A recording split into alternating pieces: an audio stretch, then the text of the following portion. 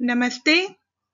मैं सारिका मुंदड़ा प्रस्तुत हूँ आज फिर से एक नया पाठ लेकर। तो देखते हैं आज का पाठ क्या है।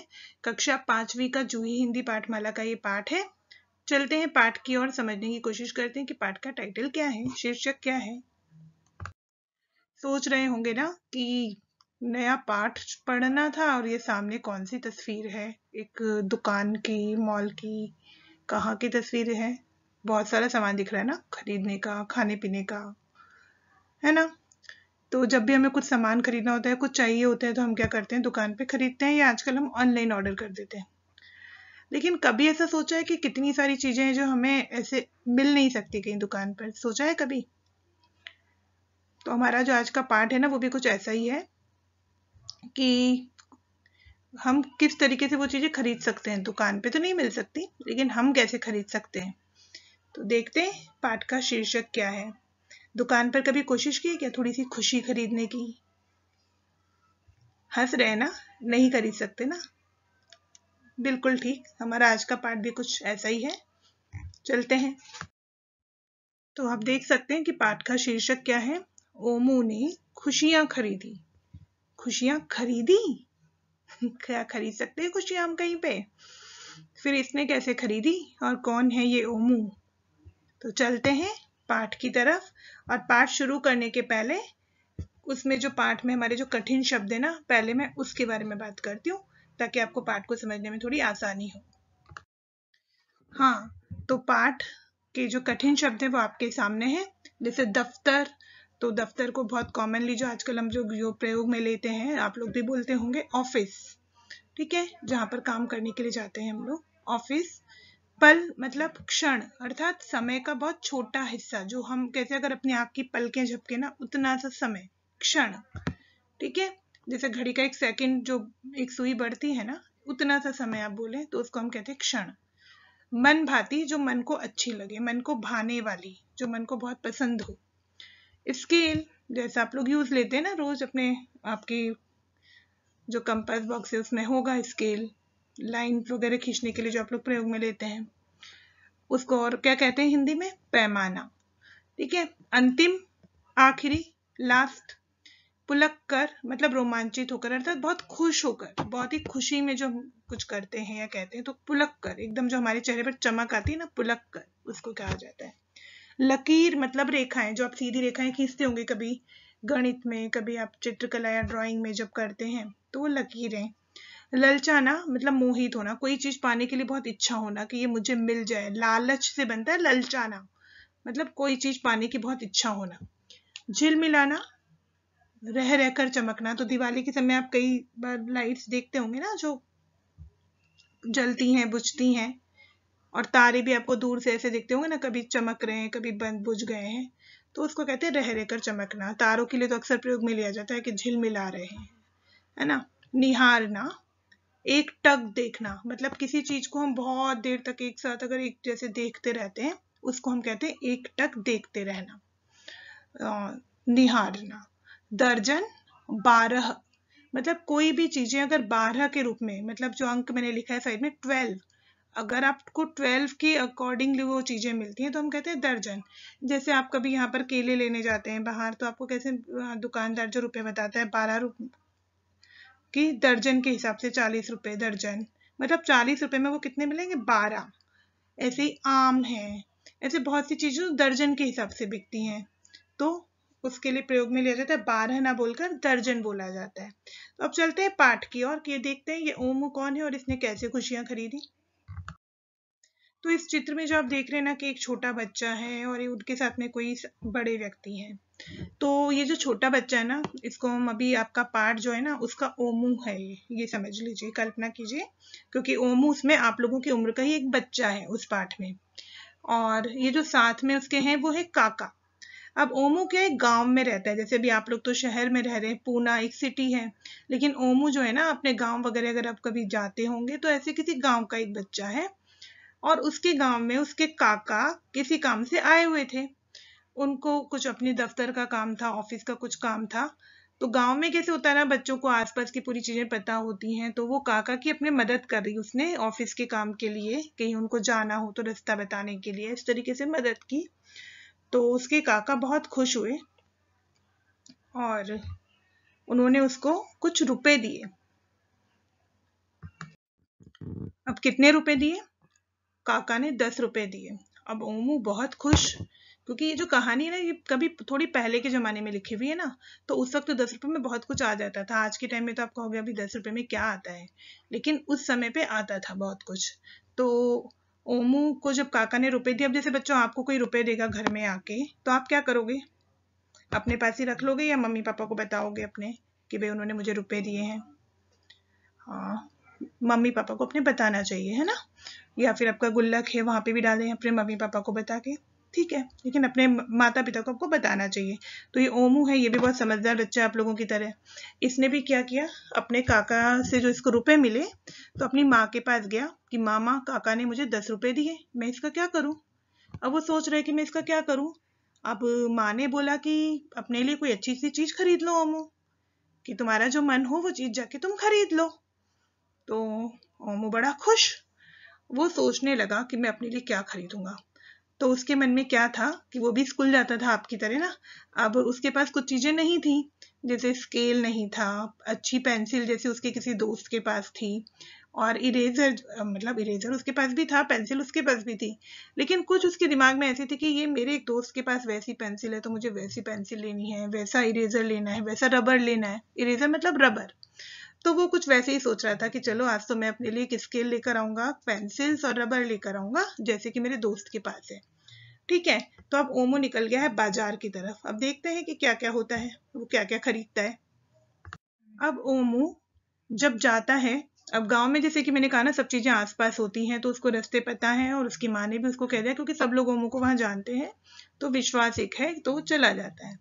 अब वो जब रास्ते में जाता है तो वो एक बूढ़े आदमी को दिखता है, जैसे आप चित्र में यहाँ देख सकते हैं कि जो बूढ़ा आदमी आपको दिख रहा है, तो ऐसा उसको दिखता है। और वो भिखारी जैसे, उसके कपड़े थोड़े फटे हुए हैं, और वो बूढ़ा आदमी बार बार क्या कह रहा है कि इस गरीब बूढ़े आदमी को खाने के लिए कोई कुछ दे दो, मैं 2 दिनों से भूखा हूँ, मतलब मैंने 2 दिनों से खाना नहीं खाया है, तो कोई क्या मुझे खाना दे सकता है?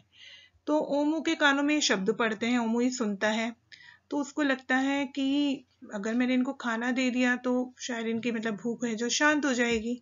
तो वो सोच में पड़ता है थोड़ा सा, और फिर देखते हैं उसने क्या किया। ओमू उन बूढ़े आदमी के पास गया और उनको बोला कि काका ये 2 रुपए रखो और आप खाना खा लो। पर वो बूढ़े आदमी बोले कि मुझ में तो इतनी भी ताकत नहीं है कि मैं जाकर अपने लिए कुछ खाने को ला सकूं, तो क्या तुम मेरे लिए खाना ला सकते हो? तो वो गया।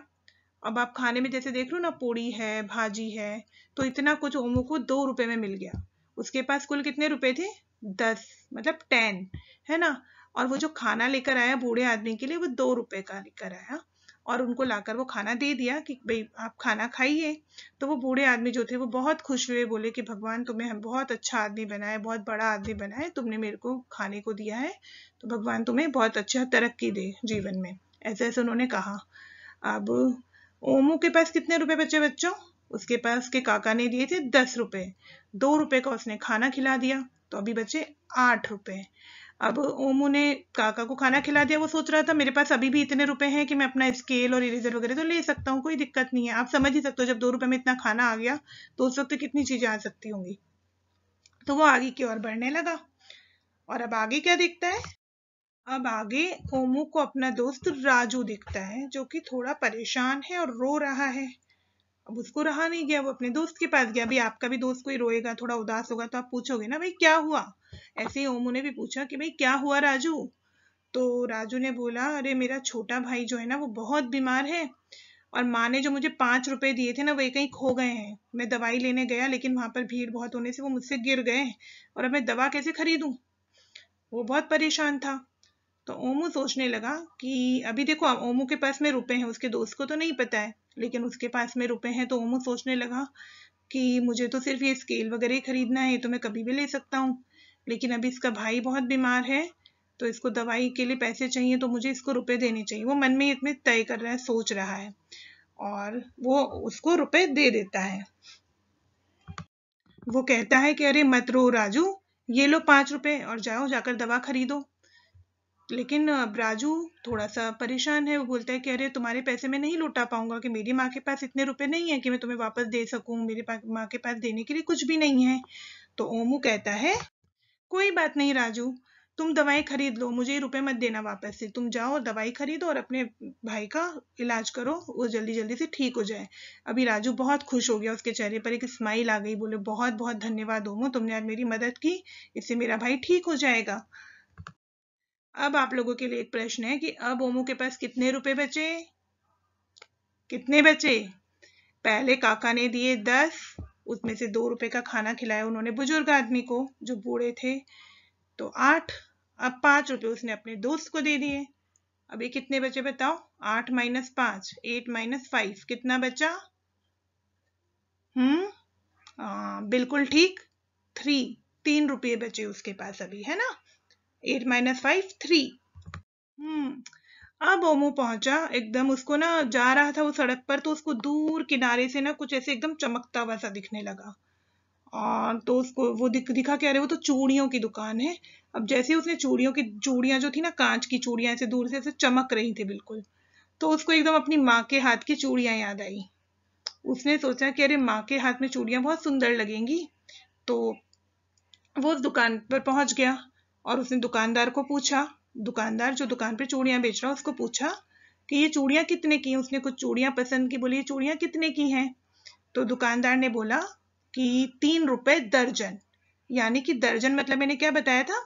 12। तो मतलब 3 रुपए में 12 चूड़ियां मिल सकती हैं। ठीक है। ओमू को लगा कि मेरी माँ के हाथ में बहुत सुंदर लगेगी ये चूड़ियां, तो उसने दुकानदार को वो रुपए दिए और चूड़ियां ली, और अब वो घर पहुंचा। अब उसके पास कितने रुपए बचे फिर से बताइए? ओमू के पास अभी कितने रुपए बचे बच्चों? 10 में से 2 गए थे तो 8, मतलब 8। फिर 8 में से 5 आपने माइनस किया, 8 में से 5 घटाया तो बचे 3, और 3 रुपए की चूड़ियां, मतलब कुल मिलाकर उसके पास सारे रुपए जो थे वो सब खर्च हो चुके थे। उसके पास क्या बचा था? 0। उसके पास कोई रुपए नहीं बचे थे। तो अब लेकिन वो फिर भी खुश होके घर पहुंचा अपनी माँ के लिए चूड़ियां लेकर, और माँ ने देखी चूड़ियां, माँ को बहुत पसंद आई। फिर माँ ने एकदम से पूछा, अरे तुमने ये चूड़ियां तो मेरे लिए लाए, बहुत सुंदर है, लेकिन तुमने अपने लिए क्या खरीदा ओमू? तो क्योंकि माँ ने तो उसको क्या बोला था कि भाई तुम्हारा जो मन हो अपने लिए खरीद लेना। ओमू थोड़ी देर रुका, उसने याद किया कि मैंने बूढ़े आदमी को खाना खिलाया, फिर मैंने अपने दोस्त को 5 रुपए दिए और माँ के लिए चूड़ियां। तो उसने अपने लिए तो वैसे तो देखा जाए तो कुछ नहीं खरीदा था, लेकिन वो बहुत खुश था। तो उसने अपनी माँ को क्या बोला? माँ, मैंने खुशियां खरीदी, खुशियां। तो उसके चेहरे पे जो मुस्कान थी, सबके लिए कुछ काम करके उसके चेहरे पर एक स्माइल थी अच्छी सी। तो उसने इसलिए अपनी माँ को क्या बोला? माँ, मैंने खुशियां खरीदी। तो आपको क्या लगता है कि क्या सही बोला ओमू कि खुशियां खरीद सकते हैं? बिल्कुल, खुशियां ऐसे ही खरीद सकते हैं। जब हम किसी के लिए कुछ अच्छा करते हैं तो हमारे मन को बहुत अच्छा लगता है। हम इसी तरीके से खुशियों को प्राप्त कर सकते हैं, है ना? कहीं दुकान पर नहीं मिल सकते कि हम गए और दुकान पे बोले कि मुझे खुशी दे दो, ऐसा तो नहीं हो सकता। लेकिन हम जब किसी की मदद करते हैं, किसी के काम आते हैं, तो ही हमें सच्चे रूप में खुशियां मिलती हैं। राइट? ठीक है ना? तो यही हमारी इस कहानी की सीख थी कि हमेशा जब हम दूसरों के लिए कुछ अच्छा करते हैं, उससे ही हमें खुशियां प्राप्त होती हैं। केवल स्वार्थी बनने से खुशियां कभी भी नहीं मिलती। जब भी हम ये सोचते हैं कि सिर्फ अपने लिए हम सोचें, तो उससे हमें कभी भी खुशियां प्राप्त नहीं हो सकती। जब भी हम किसी के लिए कुछ अच्छा करते हैं तो हमें अच्छा लगता है। तो अब आपके लिए है अभ्यास। ये कहानी तो हो गई पूरी। अब पहला प्रश्न है कि ओमू ने क्या क्या खरीदा और किसके लिए खरीदा? ठीक है ना? उत्तर आपको पता है, ऐसा मुझे लगता है, क्योंकि कहानी में ये बार बार मैंने बात की इस बारे में। तो उत्तर आप सोचिए और लिखिए। तो आज जो इस पाठ के माध्यम से हमने सीखा, ओमू ने खुशियां खरीदी, ये हमारा पाठ है। इससे हमने क्या सीखा कि दूसरों की खुशी से में ही हमारी खुशी है। इस बात को हमेशा याद रखिए और हमेशा जितना हो सके मदद कीजिए। और हमेशा मदद करने के लिए ये जरूरी नहीं होता कि हम रुपए पैसे से ही कुछ चीजें खरीदें। हम अपने घर में अपने मम्मी पापा की मदद कर सकते हैं, उनके काम करने में मदद कर सकते हैं, अपने किसी दोस्त की मदद कर सकते हैं उसको अगर जरूरत है। कई मौके होते हैं घर में, जब आप उठते हैं, छोटे छोटे काम हैं, अपने मम्मी पापा की मदद करना सीखिए। तो उसमें आपको बहुत अच्छा लगेगा। जब माँ आपकी खुश होंगी आपको देखकर, वो स्माइल करेंगे तो आपको भी अच्छा लगेगा, है ना? तो यहाँ पर हमारा ये पाठ समाप्त होता है। किताब में से आप प्रश्न उत्तर करिए और मिलते हैं किसी दूसरे पाठ में, दूसरे पाठ के माध्यम से। ठीक है, थैंक यू, धन्यवाद।